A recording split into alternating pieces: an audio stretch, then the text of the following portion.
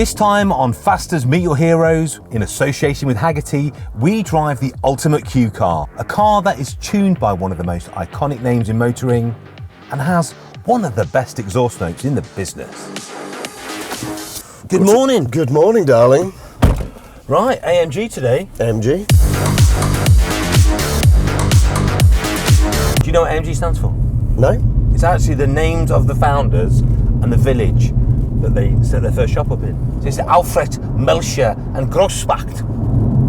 AMG, that's what it stands for. So if we were doing one, obviously, it would be CMD. Which would be? Donington. Cowland, May, Donington. That's But AMG does have a considerable legacy there, doesn't it? I think they produced one of the coolest cars of all time. So amazing engine converters. In 1971, produced the Red Pig. The Red Pig was an infamous car. Those quad headlamps, those great big bulbous arches. It's when they had to spend 24 hours in a supermarket.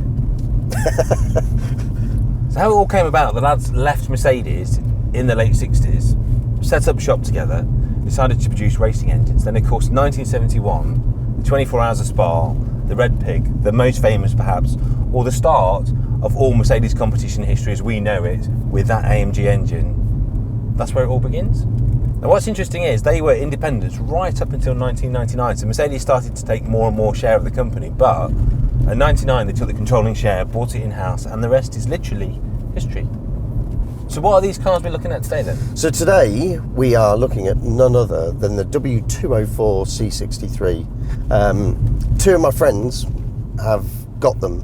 Pete's got a four-door silver one. So you mean both of your friends? Yes, all two of my friends. Yeah. Yes. Have them. Did they buy them from you? No. That's why they're still your friends. Yeah.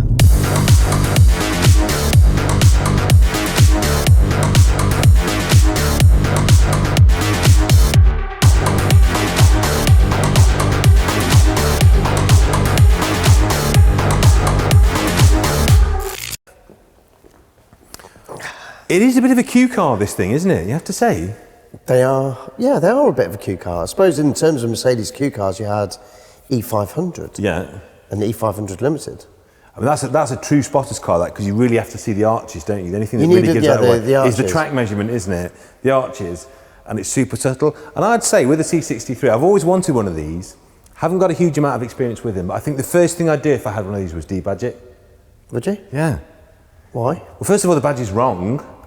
What, the 6.2 litre? Well, that's the thing. So let's talk about trading standards and why have they not been called? Because this car has a 6208cc engine and it's a 6.3. Now, I was always taught if you're under 0.5, you round down, and if you're above, you round up. Yeah, but you know, like when the guys, when someone said, "Oh, that's a 6.3," and you go, "No, it's a 6.2," but it says 6.3, and it's like, oh, okay, I'll just. Yeah, exactly. But why did they do that? It's very un-German, isn't it? I suppose like BMW 318 had a 1.9 in it.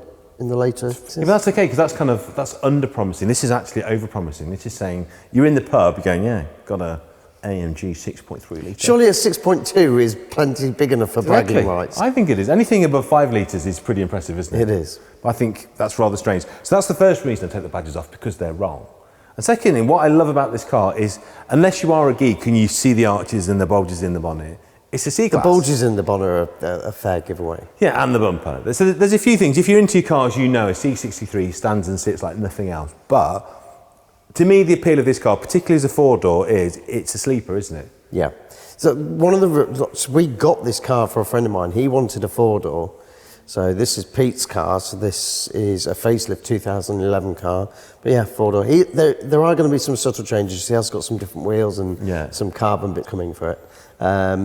And then Glenn's is the 125 edition coupe. Both these are facelift cars, which we'll talk about the differences. And obviously the three flavours, saloon, coupe and estate. And I think if I was going to have a C63, it would have to be the estate. So in another video that we've done an Alpina B3, and that to me is almost the perfect all-round car, isn't it, that? So twin turbo, 3 Series body shell, touring, 700 Newton meters of torque, but £88,000. What's lovely about these is these, I think, represent something of a bargain at the moment, because these aren't ridiculous amounts of money for the performance you get. No, but they dipped, and then now they're going back up again. Yeah. So to find a good one, and this was, I got put under pressure by Pete. He was like, right, I want a C63. We were doing a car rally about a couple of weeks later.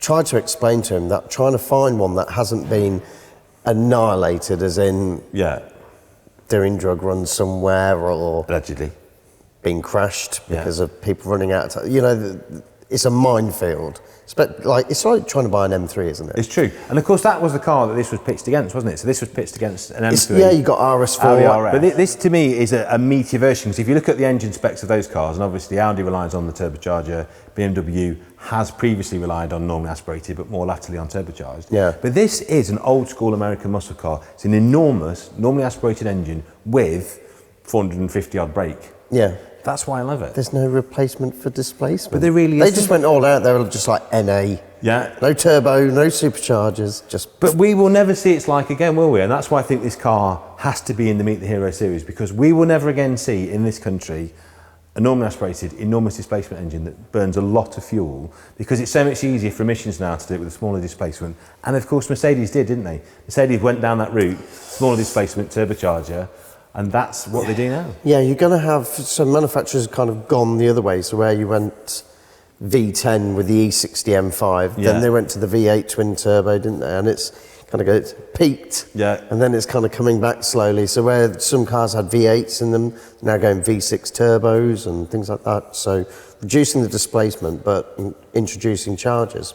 So I've been doing a little reading. I don't pretend to be the world's greatest expert on this car. I'm going to bow to you on this one today.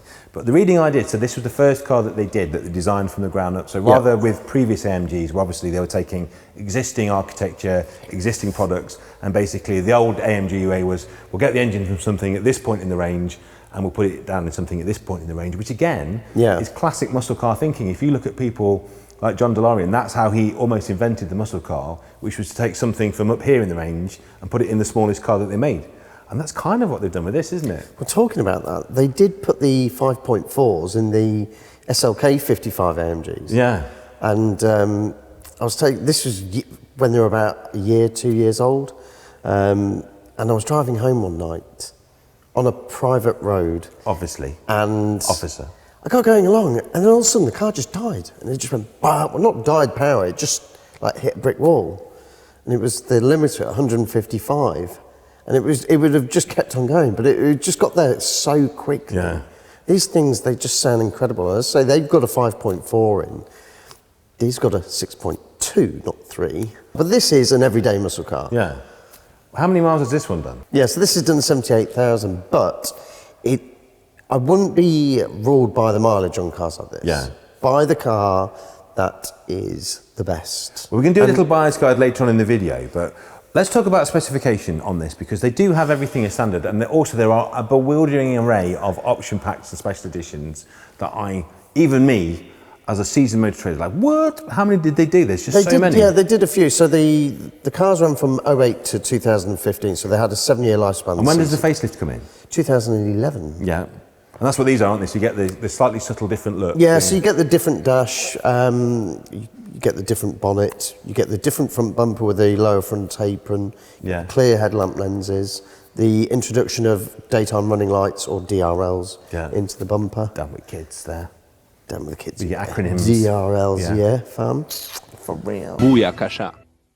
And are the early cars okay? Would you say that the early car is obviously massively improved by the facelift, or is it actually a pretty decent car in its own right? No, it is a decent car in its own right, but it's once again down to just subtle changes. The nav's slightly different and the infotainment, things like that. So it's old infotainments, as we've discussed. Yeah, are never the best. Are never the best anyway, so just buy the right car. Well, it's quite easy, isn't it, to do a head unit upgrade. There's loads of dash conversions you can do on these. Actually put a modern double-din stereo in. I'd just have to. Don't go chasing the dream spec, because it will take you forever.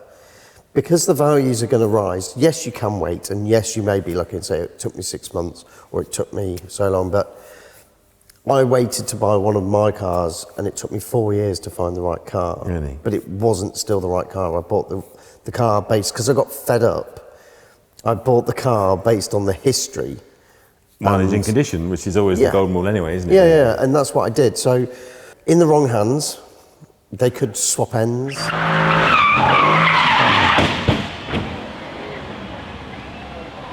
Also, owners, let's be honest about this. These got to a certain point, didn't they? Because of the prestige of Mercedes, because of the fact they're incredibly fast, 0 to 60 in under 4 seconds. Yeah. A certain type of person. Soy el fuego que arde tu piel. And this goes for every performance car, doesn't it? And you can talk about Evos, Imprezas, M-Series BMWs. Owner changes. Yeah, they dip down. It's probably about third or fourth owner, isn't it? Maybe it's kind of like 6 or 7 years into the devaluation cycle.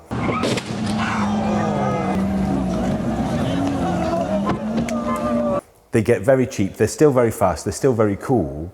And it gets bought by, shall we say, a more nefarious owner.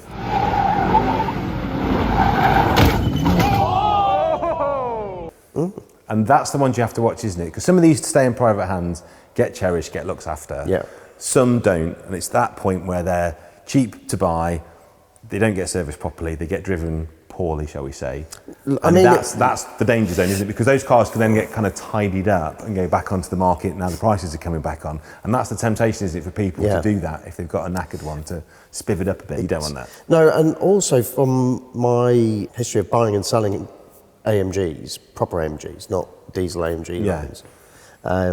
Oil and spark plugs are the things that are quite expensive, and the brakes as well. They can be. Brembo actually supplied the brakes on the SLK 55, but they're badged as Mercedes. But even the Brembo non-MO stamped discs are still a bloody fortune. Because you can't run this car cheaply, because if you think about it, all this is effectively a detuned supercar in a saloon car body, isn't it? That's what all of those cars are. You know, Audi RS4, Audi RS6. You look at the performance of them, you know, any car that has 450 horsepower, it wasn't that long ago, that was supercar output, wasn't it? Yeah. So you've got to run this car, you know, this is thousands a year to run, not hundreds, isn't it, a car like this? You've got to invest in it. Yeah. This is a keeper for Pete. He's definitely keeping it. Now behind us is the Coupe, which I think is one of the nicest looking Mercedes. This to me as well, this was the last of the golden era. I don't like, and it's just a personal thing, if you've got one, I apologise. The design language for me, when it all went kind of soft and curvy after this, I'm not a massive fan of. I think this shape is brilliant. Yeah, it really looks is. So good, and it looked good in every sense. I was trying to get an estate version here for the Holy Trinity. Yeah, to get all three. Yeah. I thought it'd be really awesome if we got down the road and had some lovely shots of all three. You know, and it would have been good, but I couldn't get one in time. But I think these as well, these will be the future bona fide classics, because even though there is an AMG line, even though you can order AMG as a trim code now, effectively, and you can order, you know... Diluted though. I know it does, doesn't it? But what's amazing is to me, and we had this conversation the other day, because as we've recorded this, it's only last week that Alpina was bought by BMW, and we have got another Alpina video in the series, so do watch that. But this is almost an object lesson that you can be absorbed by the manufacturer, as AMG was in '99, but it's still special, isn't it? If you have particularly a big ticket AMG car, like the SLS or something like that, that's a supercar, isn't it? And the AMG badge still adds a cachet that even though you can get AMG line, and even though it is... and so hold that thought. It means something. So when you're saying AMG line... Yeah. And then there's S line, yeah, where you'd have like an S4, and you have M Sport, an S8 and stuff like that. So I hope they don't do an Alpina line. I think they will. That's our prediction now, unfortunately. We want to be wrong. Yeah. But fast forward 5 years, there'll be Alpina line minis, Alpina line 1 Series. Oh, don't. There'll just be nice wheels and spoilers, and people will be like, and green and blue accents. Yeah, mine's an Alpina. Shh, it will. It's not. Because also green and blue, that's going to look really good on an electric car. So my prediction is now... Oh, don't. You're just making it worse. My prediction is now that the M will stay for the petrol-based stuff. Alpina will become the electric supercar division of BMW because of the colourways. It just works. Yeah, anyway, moving on, because that just annoys me. I know. So. It annoys me too. But that's why we should celebrate and enjoy cars like this. And if you've got the budget, you should buy one. What kind of money? We should look at the Haggerty price guide on this and see what kind of figure these will fetch. Yeah, here is the numbers now. So right now you might be thinking about buying one of these fine motor cars and you're wondering what to look out for. Well, the first thing to do is check which engine you have. There's the Performance Pack, the PP, which doesn't really have any increase in performance at all. But the Performance Pack Plus did up the power to 487 brake horsepower because that used some of the parts from the SLS. Now the 507 engine used this PPP motor but also had revised ECU software, and that of course, as the name suggests, takes to 507 horsepower as well. But there's one better, the Black Series cars, they have 517 brake horsepower. Do watch out for, on cars built between 2008 and 2011, for the cylinder head bolts, because these can break, and if they do, that will cause the cylinder head gasket to fail. Something else to watch out for is camshaft lobe wear, and that's simply caused by the cam lifters failing and putting too much stress on the lobes. Again, if this happens, you're looking at a top-end rebuild. A good specialist should sort that out for you, and much less than a dealer will charge. Most of these cars have been in specialist hands for a few years now, so look out for the previous servicing agent and give them a call to see what kind of costs are involved. This is a car that's very sensitive to the fuel it uses. High octane, high cost fuel is what you want, even with petrol at the price it is at the moment. So something like Shell V-Power or BP Ultimate, that's what you need. You'll only get roughly about 300 to 350 miles on a tank, and if you're driving conservatively, you'll only get about 20 mpg even in mixed driving, so keep an eye on the oil and top it up if needed.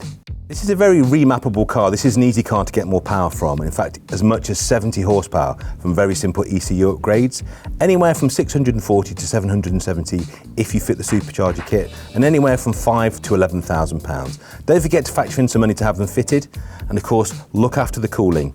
This car will need more cooling if you up the power.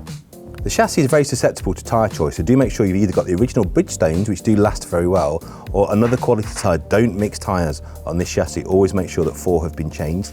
Some owners have reported that the alloy wheels do buckle quite easily over potholes and are also quite prone to curb damage. It's a softer alloy, and the optional 19s do give a firmer ride. A full set of brakes and pads for Mercedes is very expensive, somewhere in the region of £2,000 to £2,500. So again, look for aftermarket alternatives or find a good independent supplier. Bodywork on these cars is very good. By this point, Mercedes had seemed to fix most of their corrosion issues on earlier C and E series cars. Again, because of what it is, a high performance car, it is susceptible to stone chips on the front bumper. And again, the bonnet doesn't seem to have the paint quality of earlier Mercedes. So look for a car that's either had good quality paint or budget to have it done. The interiors wear very well thanks to the high quality materials. It's only really the driver's seat bolster that gets rubbed as the driver climbs in and out. Again, easy to repair and doesn't cost a huge amount to do. These cars now are becoming a bit of a bargain. Cheapest cars are around about the £15,000 mark. Budget really 20 to 25 for something really quite nice with a great history. And also, again, mileage, history, condition are key. Always buy the best one you can afford. Just so quick. So quick. But they were, weren't they? They were the safety car on F1, they were the medical car on F1. They've been all sorts of pace cars. It's just a very versatile package, isn't it? Yeah, they didn't use the coupes like the medical car, like sliding in the spinal board. That's actually quite a practical supercar, doing isn't them it? through the pan roof at an angle. But because you can get the kids in the back. I mean, that is as fast as many supercars, but with 4 proper seats. Do you know, this is what I've always loved about stuff like the C63s, and that's why I find saloons and faster saloons and estates so good, like the E500 Limited. Yeah. Because that was a supercar killer at the time. Yeah. You know, it would go up against 930 turbos. It would go up against Testarossas and pull their pants down. Yeah, it's true. That's why I love stuff like this. I think that's a great cue to take it for a drive. Let's go. Come on, let's go.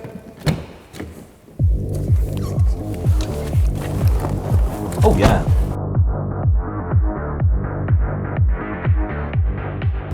So what would you pay for this, Johnny? What did you give for this in the first instance? These are mid-20s now. Easy. They were down to like 15, 16 for a bit, weren't they? Yeah, they were, but definitely gone up in value. We are in comfort, Paul. Yeah. We are in comfort. But the later facelift cars had Sport, and then they had Sport Plus. Sharpens things up. Oh, that is fast. So where do you think this sits then? Would you rather have this, if you had the choice for the same money of this, an RS4 or an M3/4, which one would you have? Bearing in mind I'm a BMW fanboy. Yeah. I'd have a C63 over Would you really? Over the E92 M3, I think. Yeah. But do you think it has its place on track, or do you think it's more of like an Autobahn cruiser? Because I mean, it's a big old heavy lump, isn't it? There's quite a lot of car on this. Yeah, it's not as agile as an M3. It's a lot more leery, and it's more of an Autobahn bruiser, isn't it? As you say.